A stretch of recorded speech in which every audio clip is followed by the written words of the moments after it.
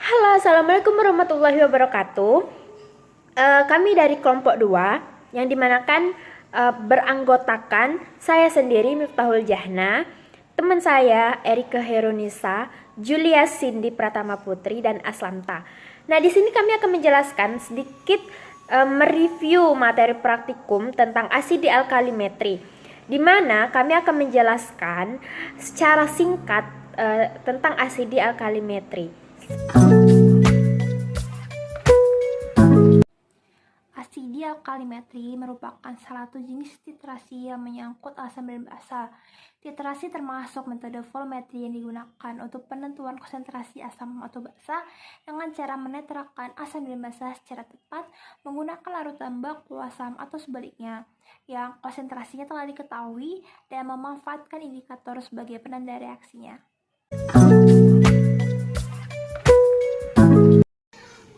Prinsip dari praktikum kali ini dengan menggunakan larutan NaOH sebagai larutan titran, dan untuk titrannya sendiri itu digunakan asetosal dan asam salisilat yang nanti akan digerus baru dilarutkan. Larutan NaOH harus distandarisasi terlebih dahulu atau dilakukan pembakuan larutan dengan larutan asam oksalat. Selanjutnya, larutan asetosal dan asam salisilat yang telah ditetesi dengan indikator dititrasi secara perlahan dengan larutan NaOH sampai nantinya larutan menunjukkan adanya perubahan warna.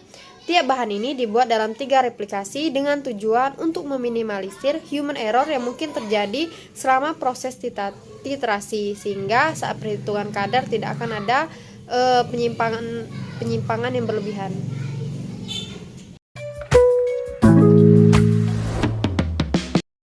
Setelah titrasi dilakukan pemberhitungan kadar dari 3 replikasi tiap bahan sehingga dihasilkan kadar replikasi 1 sebanyak 38%, kadar replikasi 2 sebanyak 42%, dan replikasi ketiga 49% untuk kadar asetasol sendiri. Pada replikasi 1 sebanyak 37%, replikasi 2 itu 39%, dan replikasi 3 sebanyak 50%.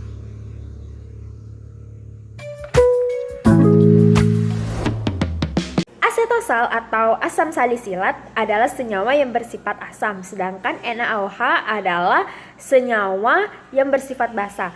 Nah, pada titrasi kali ini ada yang namanya titik ekivalen dan titik akhir titrasi. Titik ekivalen sendiri merupakan titik netral yang dimana konsentrasi dari asam dan basa itu setara. Sedangkan titik akhir titrasi merupakan titik saat indikator mengalami perubahan warna.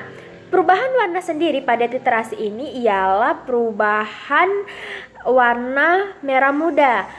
Nah, penggunaan phenolthine sebagai indikator dalam titrasi ini dikarenakan agar perubahan warna itu semakin menjadi jelas.